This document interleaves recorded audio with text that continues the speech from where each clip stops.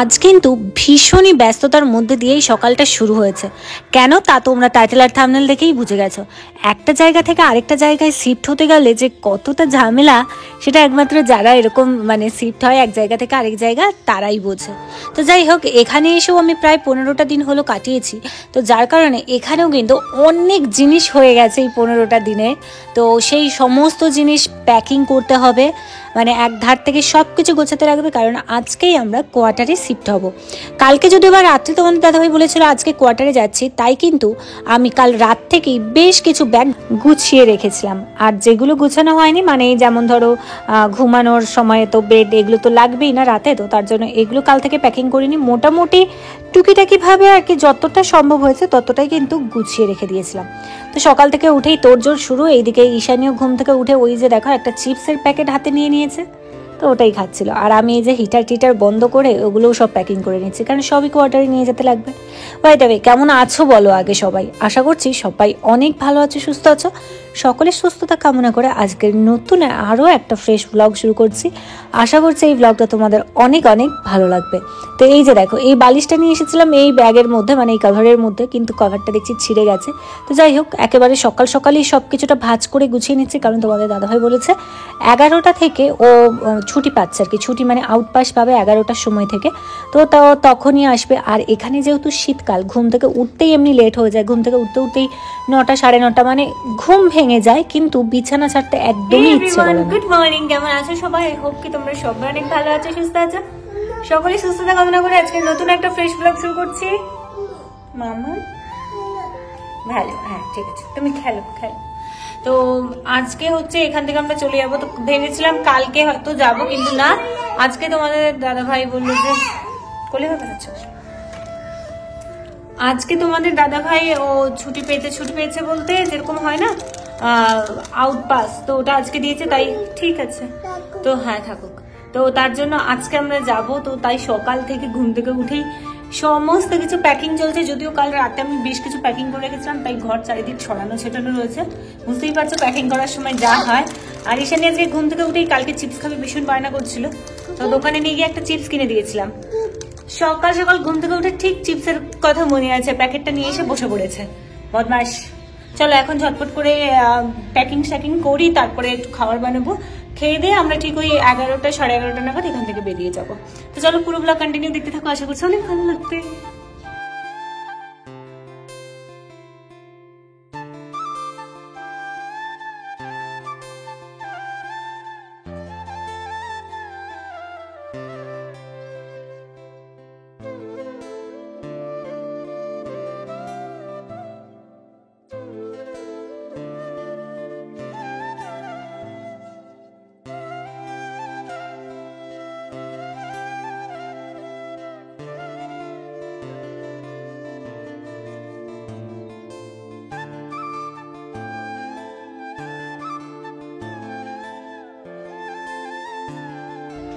তোমাদের দাদাভাই দেখছে হঠাৎ করেই আমায় ফোন করে বলল যে আমি 11টায় যাবো বলেছিলাম, কিন্তু 11টার সময় আমি যেতে পারবো না, কারণ এখানে একটুখানি কাজে আমি ব্যস্ত হয়ে পড়েছি। আমার যেতে যেতে কিন্তু প্রায় ওই 1:30 2 এরকম হয়ে যাবে। তো তা এক কাজ করো, তুমি রান্না একটু করে রাখো, ভাতে বসিয়ে দাও, আমি গিয়ে কোনো রকমে একটুখানি খাবো, খেয়েই তারপরে যেতে হবে।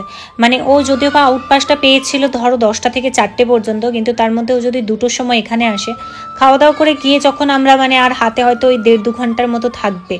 2 ঘন্টা তো ছেড়েই দাও, 1.5 ঘন্টার মতো থাকবে। ওরই মধ্যে আমাদেরকে এখান থেকে সমস্ত জিনিস নিয়ে গিয়ে কোয়ার্টারে শিফট করতে হবে। তারপরে ধরো টুকিটাকি ওখানে গিয়ে তো হঠাৎ করে জলের ব্যবস্থা, আমি প্রথম দিন একা বাচ্চা নিয়ে কীভাবে কী করবো, তো ও সব কিছু করতে হবে।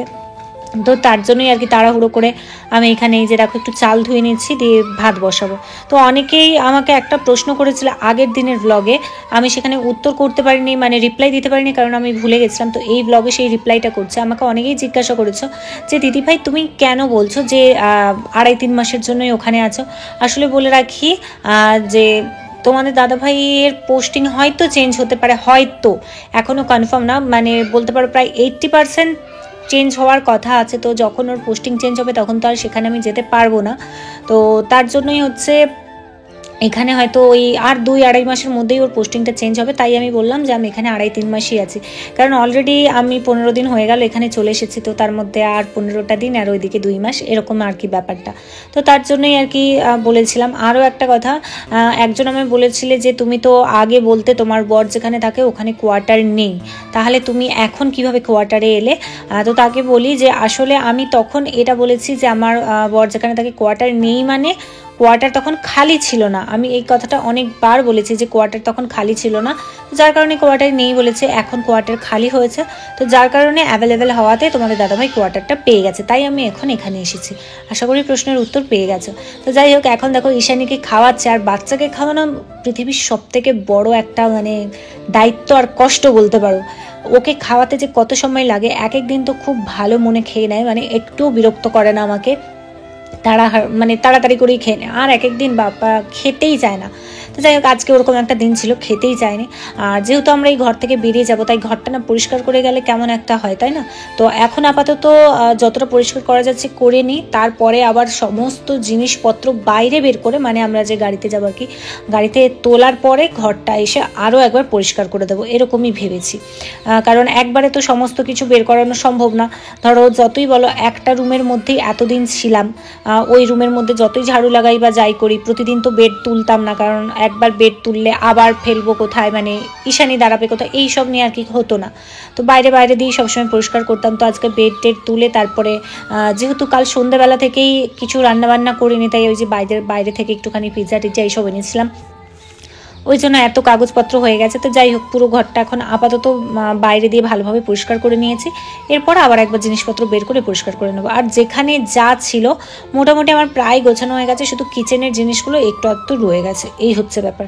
তো তোমাদের দাদা ভাইয়ের জন্য এরপরে আমাকে অপেক্ষা করতে হবে, ওইদিকে তো ভাত বসিয়ে দিয়েছি, ভাত হতে হতে তোমাদের দাদা ভাইয়ের জন্য অপেক্ষা করব, দেখাই যাক কখন আসে। মানে এর মাঝখানে ও আসলে প্রথমেই কিন্তু আমায় দুটো বলেনি, প্রথমে বলেছে যে 12টায় যাব, তারপরে আবার বললো যে না 12টায় আসতে পারছি না, 2টার সময় আসবো, তো এরকমই ব্যাপারটা হয়েছিল। তো আমি ভাবলাম এক কাজ করি, সেই যখন রান্নাবান্না সব হয়েই গেছে, আর মানে কিচেনের যে জিনিসগুলো নিতে হবে, প্রায় ম্যাক্সিমাম কিচেনের জিনিস কিন্তু আমার গোছানোই হয়ে গেছে, তো বাকি যেই টুকিটাকিগুলো ছিল আমি ভাবলাম যে একটা সাইড করে রাখি, কারণ এগুলো ভেঙে যাওয়ার একটা চান্স আছে। ওই ডিম আছে, কাপ রয়েছে, প্লেট রয়েছে, তো এগুলো যেহেতু ভেঙে যাওয়ার চান্স রয়েছে, তাই আমি একটা সাইড করে রেখে দিয়েছিলাম। আর এটা করতে করতেই আবার এর মাঝখানে একবার ফোন চলে এলো। তো যাই হোক, অনেকক্ষণ অপেক্ষা করতে করতে ফাইনালি তোমাদের দাদাভাই চলে এসেছে, আর এখন প্রায় বেজে গেছে, মানে 2টা বেজেই গেছে। তো 2টোর সময় ও এখানে এসেছে, তো আমি ওর হেলমেট নিয়ে ওকে বললাম চলে এসো তাড়াতাড়ি, আর ও আসা মাত্রই তো ঈশানী ছুটতে মানে একদম ঝাঁপিয়ে ওর পাপার কোলে চলে গেছে। আমি বললাম যে তাড়াতাড়ি এসো, তাহলে ঝটপট করে খেয়ে নাও, কারণ বুঝতেই পারছো আমার প্রথম অভিজ্ঞতা কোয়ার্টারে যাওয়ার, তো আমি সেখানে নিজে প্রথমে গিয়ে কী করবো না করবো আমার কিছুই বুঝতে পারছি না, তো তার জন্যই আর কি। তারপরে এই যে দেখো, এদিকে সমস্ত জিনিসপত্র নিয়ে বেরোচ্ছে, আর এইদিকে ঈশানী সবাইকে আদর করে দিচ্ছে, মানে ওর আখিল ভাইয়া, আর এদিকে রিচা দিদি, আর ওইদিকে আন্টিজি ছিল, সবাইকে আদর করে দিচ্ছে। আমিও আন্টিজিকে মানে নমস্কার জানিয়ে তারপর ওখান থেকে আসি। আর সত্যি কথা বলতে রিচা তো একেবারে মানে কেঁদেই ফেলেছিল, যাকে বলে প্রায় মানে চোখ থেকে জল মানে ওর গড়িয়েই পড়ছিল, এরকম ও ভীষণই কষ্ট পাচ্ছিল। আর আমারও খুব খারাপ লাগছিল যে এদের সাথে যেই 15টা দিন ছিলাম, মানে একবারের জন্য আমাকে ফিল করতে দেয়নি যে আমি এখানে নতুন এসেছি, একেবারে আমার পরিবারের মতো হয়েই ছিল, অনেক মানে ভালোবাসতো আমাকে ঈশানীকে, আমরাও মানে সেইভাবে পুরো একটা পরিবারের মতো হয়েই ছিলাম। তো এদেরকে ছেড়ে যাচ্ছি, ভীষণই কষ্ট হচ্ছে। আর আমি একটা আনন্দও আছে মনের মধ্যে যে হ্যাঁ কোয়ার্টারে আজকে থেকে থাকতে পারবো। তাহলে কোয়ার্টারে থাকলে কী হবে, তোমাদের দাদাভাই রোজ আসতে পারবে, এখানে যেটা হতো না আর কি, ও রোজ আসতেই পারতো না।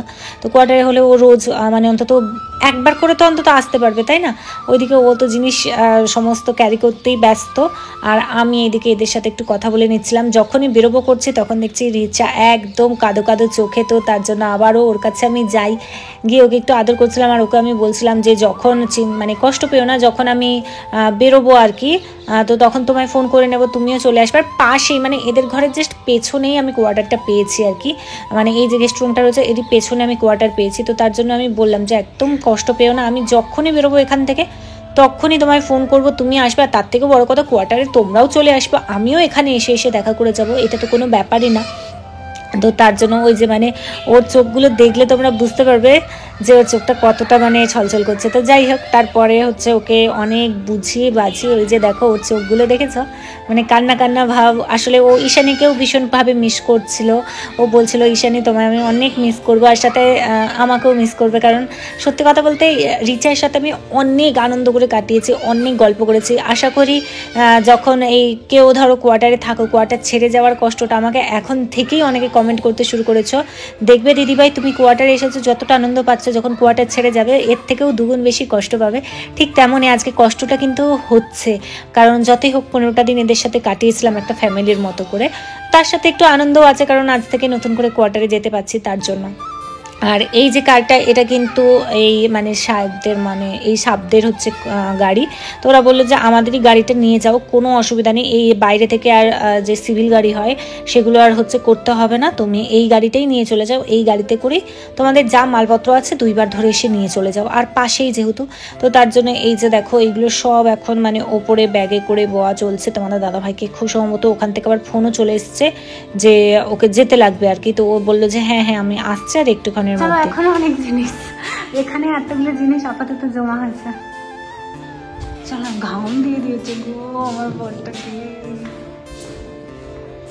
তারপরে আমরা মানে একবার জিনিসপত্র রেখে আবারও একবার এসেছিলাম এখান থেকে, এই যে দেখো গদি মানে নেওয়ার জন্য, কারণ বিছানে গিয়ে পাততে হবে। আগে তো মানে একটা ছোট্ট একটা সিঙ্গেল গদি নিয়েছিলাম, বাট এবারে এসে আবারও একটা গদি নিতে হবে, কারণ এখানে তো বিছানা ওই ডবল বিছানা করে দিয়েছে তাই না, তো ওটার উপরে গদি গিয়ে মানে বিছানা করতে লাগবে। তো তার জন্য এখানে চলে এসেছিলাম দোকানে এসে। এখান থেকেই যদিও বা আগের বাড়ির গদিটাও তোমাদের দাদাভাই নিয়ে গেছিলো, তো আবারও হচ্ছে নিয়ে যাব। আর তারপরে হচ্ছে আমরা আবারও রুমে চলে এসেছি যেখানে থাকি। তো ওখানে সেই যে দেখো পুরো ঘরটর সব ক্লিন করা হচ্ছে, আর যে কয়েকটা মালপত্র ছিল আর কি সেইগুলো হচ্ছে আমরা এই যে বাইরে বের করে নিচ্ছি, মানে বাইরে বের করে করে জমা করে রাখছি, জমা করে রেখে তারপরে একেবারে নিয়ে মানে গাড়িতে লোড করে নিয়ে চলে যাব। এইবারটা হলেই আপাতত সব কিছু ক্লিয়ার হয়ে যাবে। তো তোমাদের দাদাভাই যখন এই এত জিনিস দেখেছে, ও না বলছে যে এত জিনিস হয়ে গেছে, যখন আমরা ঘর ফিরবো তখন আমরা কিভাবে এত জিনিস নিয়ে যাব। তো তারপরেও বলছে, বলে সেরম হলে ট্রেনে 3টে সিট করতে হবে, মানে 3টে সিটের টিকিট কাটতে হবে, তাহলেই হচ্ছে সম্ভব হবে। আর আমরাও বুঝতে পারিনি যে 15টা দিনের মধ্যে এতগুলো জিনিস। আসলে কি বলতো, একটা বাচ্চা থাকলে না প্রয়োজন মতো জিনিস নিতে হয়ই হয়, তুমি চাও আর না চাও। আর তারপরে এখানের যা ওয়েদার, যেভাবে মানে ঠান্ডা, এখানকার ওয়েদারও একটু অন্যরকম, তো তার জন্য আরও সেই সূত্রে দুইজনেরই ধরো আরও অনেক জামা কাপড়ও হয়ে গেছে, এরকম আর কি ব্যাপারটা। তো যাই হোক, এদিকে দেখো রুম টুমগুলো মোটামুটিভাবে প্রায় ভালোভাবেই প্রায় পরিষ্কার হয়ে গেছে। এখন যা কিছু রয়েছে এগুলো সব কিছু নিয়ে আমাদেরকে এবার বেরিয়ে যেতে হবে আর কি, মানে নিচে ওই গাড়ি রাখা আছে তো সেখানেই বেরিয়ে যাব। আর আমি বেরোনোর আগে আরও একবার ঘরটা ভালো করে দেখে নিচ্ছিলাম যে কোথাও কিছু আছে নাকি। তো দেখলাম যে না, মোটামুটিভাবে সব কিছুটাই একেবারে ক্লিয়ার করে নিয়েছি, তো মানে কিছুই আর পড়ে নেই। তো যাই হোক, চলো এখান থেকে আপাতত আমরা বেরিয়ে যাই, বেরিয়ে গিয়ে তারপরে আবার জিনিসপত্র নিয়ে নিচে যাব। তো এত জিনিস হয়ে গেছে, কে কোনটা নেবো বুঝেই পাচ্ছিলাম না। আর তোমাদের দাদাভাইকে বারবার হচ্ছে একটা একটা করে জিনিস নিয়ে গাড়ি পর্যন্ত যেতে লাগছিল। আমি তো ঈশানীকে কোলে নিয়ে তবু বলছিলাম যে হ্যাঁ আমি একটা একটা জিনিস নিয়ে যাব, কিন্তু না, ঈশানী এমন করছে, ও তো কিছু জিনিস নিতেই দেবে না। তার আগে ওকে দেখো, ওই যে নিচে যে আন্টিটি ছিল ওকে একটা বিস্কিট হাতে ধরিয়ে দিয়েছে, ওই বিস্কিটটা বসে বসে খাচ্ছিল আর আমাদের দেখছিল। তো আমি এতগুলো জিনিস নিয়ে বেরোবো, ঠিক তখনই মানে ঈশানী বলছে যে আমিও যাব। তো বাধ্য হয়ে আবার কি করলাম, ঈশানীকে হচ্ছে কোলে নিলাম, কোলে নিয়ে ওই হাতে মানে ব্যাগ নিয়ে কোলে নিয়ে কোনোভাবে নেমে আসছিলাম আর কি। তো তারপরে হচ্ছে আমাকে আবার বলে যে ছাড়ো, আর তোমাকে নিতে হবে না, আমি কষ্ট হোক যাই হোক। আসলে কি বলতো, বারবার সিঁড়ি ভাঙতেও তো কষ্ট লাগে তাই না। তো তার জন্য আবার ওই রিচা আখিল ওরাই আবার একটু হেল্প করে দিল, ওরা হচ্ছে সমস্ত কিছু জিনিস মানে টেনে টেনে নিয়ে চলে গেল। যাই হোক, চলো এখন একেবারে গাড়ির কাছে যাই, গাড়িতে গিয়ে আবারও জিনিস লোড করে গিয়ে ফাইনালি একেবারে কোয়ার্টারে পৌঁছে তারপরে মানে যা হওয়ার তাই হবে। তো এখন এই যে দেখো, তোমাদের দাদাভাই বলছে যে ও আসলে এখানে কিন্তু এসেছে বাইক নিয়ে, মানে একজনের বাইক নিয়ে এসেছে। আর ভবিষ্যতে কি হবে জানি না, বাইকটাই কিনতে তো লাগবে মনে হয়, তবে জানি না কি হবে। আমি বললাম যে 3টা মাসেরই ব্যাপার, কি হবে আর বাইক কিনে। তো যাই হোক, আর এইদিকে এই যে রিচাকে ঈশানী হচ্ছে বিস্কিট টিস্কিট দিচ্ছে যে তুমি খাও দিদি, মন খারাপ করো না, এরকমই চলছিল ওদের একটু ভাব ভালোবাসা। তো যাই হোক, চলো আজকের মতো ভ্লগটা এখানেই শেষ করছি। কোয়ার্টারে গিয়ে কি হলো না হলো সেটা কালকের ভ্লগে দেখতে পাবে। টাটা।